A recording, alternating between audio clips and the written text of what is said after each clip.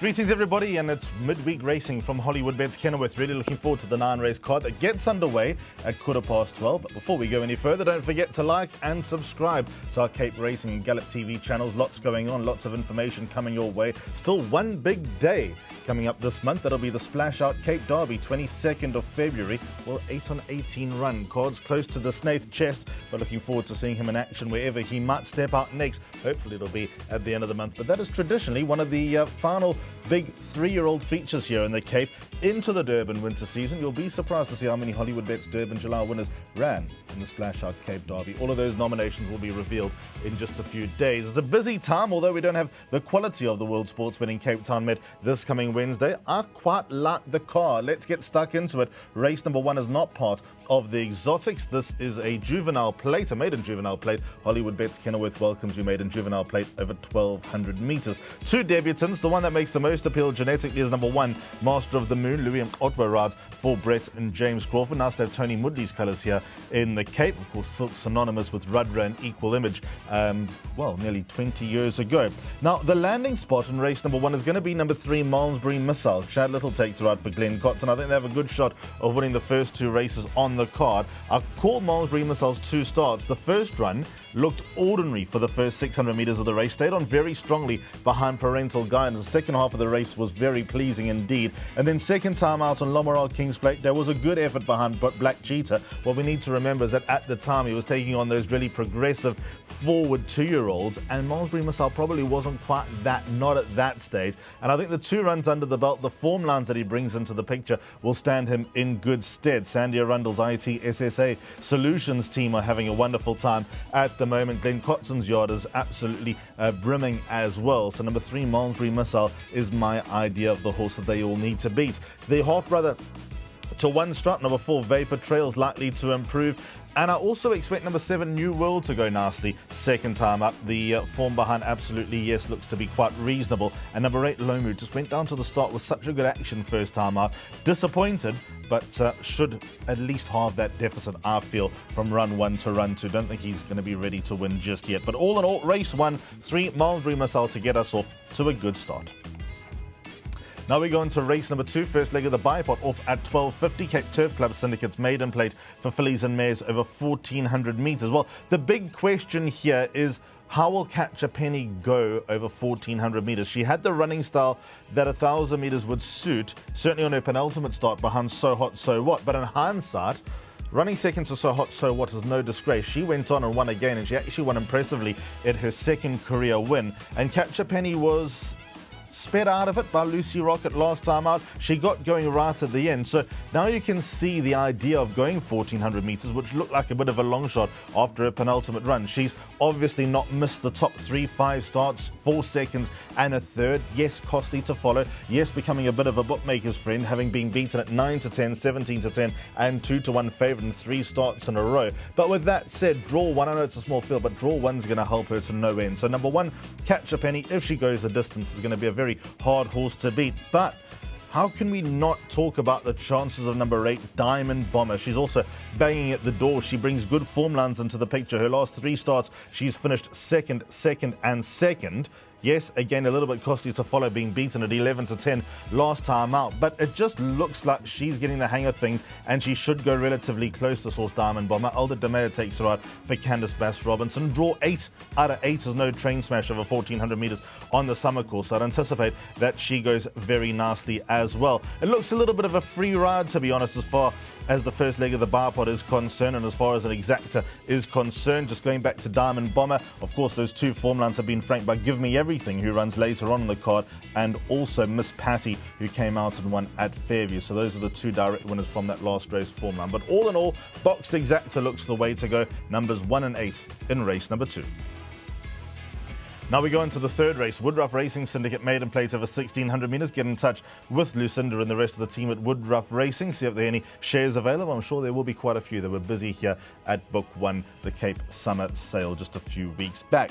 Now this race looks ready-made for number 7, 10 Penny, doesn't it? JP van der Merwe takes a ride for Paddy Crail. It was great to see Paddy in the number 1 box during the weekend, and 10 Penny was all over a winner last time out. Just faltered a few strides before the line, and that allowed Red Dawn just to get the bob happened right at the end. Now, number 7, 10 Penny, has been getting closer, better with each and every start. Acquitted himself nicely over this trip last time out. I believe had he not seen Spooks with a few strides before the line, he probably wouldn't have been a maiden any longer. So for that reason, he is going to be a very hard horse to beat. I do respect the improvement that number 5, Brigadier Billy, is bringing each and every time he comes to the races, so that could be the horse to give something to think about. Number 9, 006 and 10, Warhawk also look like horses that are coming into their own slowly but surely. I think 006 might be a horse that really warrants a lot of respect. But what I am going to do is I'm going to recommend a place accumulator that begins in race number 3. So if 10 Penny does not win, I do think he'll run into the top 3. So Banker 7 in the first leg, by Banker Future Frequency, number 3 in the second leg, by 1, 4 and 10, by 1, 3 and 4, by 3 and 4, by 4 and 9, by 4, 7 and 8. So that'll be the place accumulator. It'll come to 108 Rand.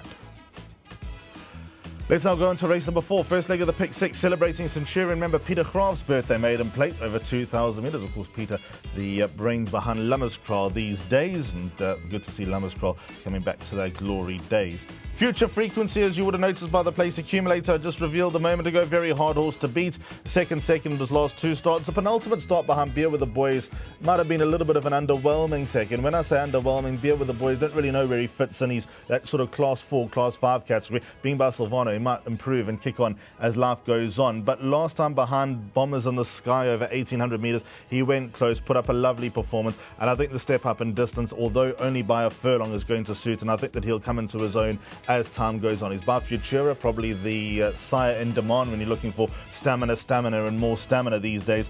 Candice Bass Robinson and Aldo De Meyer team up, and it doesn't look like a field where he's going to be troubled. If you have a look at that last run behind Bombers in the Sky, he had ahead of the fact safely in behind him. There's a good 4 lengths turnaround between the two, so I don't see that happening on this particular occasion. There could be some improvement to come from number 5, Umfula, but when he get the trip 2,000 metres, he runs like he will, but being by Canford Cliffs out of a Western Windsor mare, that will remain a question mark, but we'll bow down to Furry and Crawford's superior knowledge. Woodwill, number 7's not too far away of late, but I do think that the progress that number 3, Future Frequency, is making, that he stands up. He's going to be a hard horse to beat, and he stacks up as one of the best bets on the card. Race 4, number 3, Future Frequency. Race number 5, Race Cape Power by Hollywoodbets, maiden plate over 1,800 metres. This is a very interesting race. I like the look of the race, and I like the look of a horse here in the form, and I'm going to surprise you, Double Dash. Des McLaughlin and Grant Fanikak team up. Grant rode this horse at her first 3 starts. Then Ianish Tucker took over for the next 4, and she's never been all that far off, this daughter of Master of My Fate. And I love the last run when going off to the front, setting the fractions, and just being codded late by Express Yourself. Express Yourself ran in the Politician Stakes on World Sportsbet in Cape Town Met Day, although there was no cigar at the end for Express Yourself. I still believe that there are going to be some wins to come. And if that run sets him up, and the improvement that he made over a significant step forward in distance, and getting the handling of Grant Fanika all stacks up, there's going to be a lot of value around number 10, Double Dash, and that is my idea of the horse that they all need to beat. I do have a lot of respect for quite a few other horses in this race, which I'm going to obviously reveal to you now on the place accumulator 1, 4 and 10, where the backup Blossoming Mind out of Gold Cup winning mare Dynasty's Blossom will love the step up in distance. She also looks like she's getting the hang of things, finishing closer with each and every start. If this run's not a run premature, there could be some fireworks from number 1, Blossoming Mind. And number 4, Hunga Tonga on the run to Give Me Everything holds Money Extractor, English Mistress, Cherry Sky and Tots Girl. So by default, Hunga Tonga becomes a horse to respect as well. But then she's also held by Blossoming Mind in the run to Exquisite. So interesting dynamics in the race. I think there's a lot of structure and a lot of ways to make money in race number 5, and I think there's a lot of value around. But what I am going to do is I'm going to put up Double Dash, number 10 on the card, as an each-way play in the start of Jackpot 1. Race number 6 is the start of Jackpot 2, celebrating Centurion member Hilton Utah's birthday, Class 5, over 1,800 metres. This and race 8, sadly, are races that won't take much winning. Now, the easy race to put up as a rerun, and a race that will give you a little bit of insight as to what's to be expected, was on the 11th of January when Summer Night City won, beating Mela Strength and Past and Present. I think those are the 3 key horses in the race. Now, Summer Night City was given all the urgings by Craig Zaki to get across the line. Half a length and behind Summer Night City was Mela Strength, and a further half a length and behind was Past and Present. Now, strictly at the weights, Miller Strength comes in here 1.5 kilos better off for a half a length with Summonat City. And then we got Past and Present, who is half a kilo better off for, let's call it a length beating by Summonat City. So by rights, Miller Strength has a very strong chance of finally getting into the number 1 box for the second time in his career and the first time in a while. Consistency has now been a strong point, but winning hasn't. So from that point of view, maybe tread a little bit warily with number 4 Miller Strength. But with that said, I think Peter Wrench has got this horse in the right race now, and Craig Zaki on board is going to do no harm whatsoever. Summonat City has to go in. Like I said, hard fought win last time. Richard Farid takes her out, beat My Only Weakness by a short head. She does need a certain type of ride, but who better than Richard Farid to get the most out of her? And the stats will tell you maidens in Class 5s, watch out. Number 1 Past and Present could fit the bill as the maiden that gives the most to think about it. A draw 1, a horse that's progressively getting better, although he's probably no great shakes. I don't think he'll be all that far away from the action. Now, this is the start of Jackpot 2, so those 3 horses mentioned are going to be part of the first leg, 1, 3 and 4, by 3, 4 and 6 in the second leg. I've gone with the easy way out field in the third leg, which is race number 8 on the card, by 4, 7, 8 and 10 in the finale. I think Jackpot 2 is going to pay some very good money. On we go now to race number 7. Interesting. This Join the Magic Cape Turf Club.co.za Class 4 for fillies and mares over 1,600 metres, because we've got a set of 3-year-olds. There are quite a few 3-year-olds in this race, but a set of 3-year-olds who I think have very good days to come. Numbers 3, 4 and 6 are the horses in point. Now let's talk about Lady Springfield and My Only Weakness. Numbers 3 and 4, they have bumped before. They bumped on the 26th of November. There was a quarter of a length between them in favour of number 4 Lady Springfield. The weights do give number 3 My Only Weakness a legitimate chance of turning that form around. And let's also bear in mind that Lady Springfield was carded to run a World Sports Betting Cape Town Met Day, but was scratched due to a poor workout of the breakfast gallops about 10 days prior.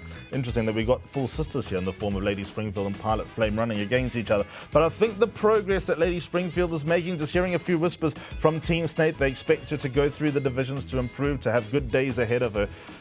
And that's made me think a little bit that number 4 Lady Springfield might get her nose in front again from number 3 My Only Weakness. She was unlucky last time, was My Only Weakness. The deep draw may have just counted against her. A little bit of Craig Zaki urgings as well, getting Summonat City across the line. And that's a little bit of a benefit going into this race. If Summonat City wins a race earlier, that'll enhance the chances of number 3 My Only Weakness, who is of course related to Bless My Stars and Let's Go Now. And it looks like number 3 My Only Weakness is still coming into her own as well. She's consistent and she should run another nice race. The very interesting runner, although from a questionable form line, is number 6, Give Me Everything. Craig Zaki rides for Dean Kanemayer, came from a hopeless position last time from a deep draw, ran them down, beat Blind Ambition. How's that form line going to go? But I've always believed that number 6, Give Me Everything, has a lot to come, and she'll progress as time goes on as well. So those 3 horses are 3 that I'm working through. Box swingers 3, 4 and 6 in race number 7.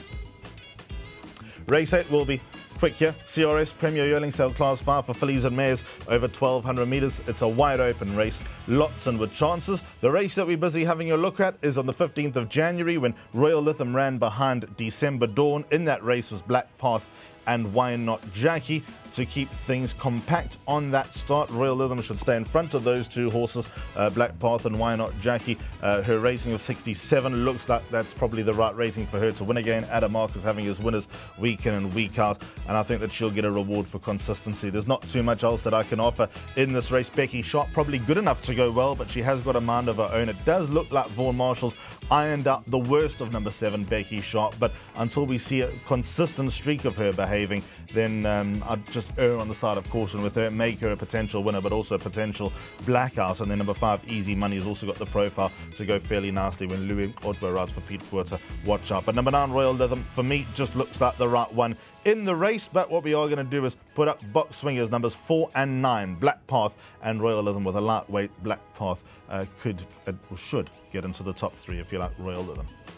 Ninth and last race, Hollywoodbets Bright Future Class 4 for fillies and mares over 1,000 metres. I think the race revolves around 4 horses here, and they'll be Love Shack, number 8 on the card, number 7 on the card, Peace of Mind, and then number 4, Furious Queen, and also got in that second jackpot, number 10, Priscilla Maisie in the play as well. Let's talk about number 8, Love Shack first. Her last win looked like a bit of a breakout, didn't it? She won by a length and a quarter, but she won with so much ease under Raymond Danielson. Gareth Wright takes right, got a £5 penalty, for that very easy and comprehensive victory. She does step up a little bit in grade, laughs a little bit harder here, but to the eye she was most encouraging last time with number 8, Love Shack, and if in the same form and in the same mood, she could be a difficult filly to stop. Number 7, Peace of Mind, third run in Cape Town. She needed her first run in Cape Town badly. Stepped up against boys last time when running third to Bonnie McGrew. Now she could be cherry right. Pumi Mjoka takes her out. £3 or rather £2 drop in the rating now to an 83. Yards banging form, that of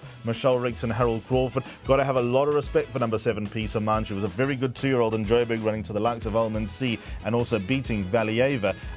She could be very dangerous indeed. Then number 4, Furious Queen, who burnt quite a few last time out, but I'm going to give her another chance or two. The daughter of Karari. You don't start life that well and suddenly lose the plot. She's going to pop up soon, number 4, Furious Queen. And then I've also got number 10, Priscilla Maisie, as a horse to respect. Needed her last run, ran 4th to So Hot So What. A very progressive young filly trained by Lucinda Woodruff. Chad Little on board for Glenn Cotts, and I think that she'll be in and around the action. If she could run 4th last time, staying on the way that she did, she can step forward again and give them a shake. But it's always a nice race to play a quartet, the finale, so I'm going to double float 7 and 8 by the field. Peace of Mind and Love Shack. Hope that something at a big price can run into the top 4 and make things pay a little.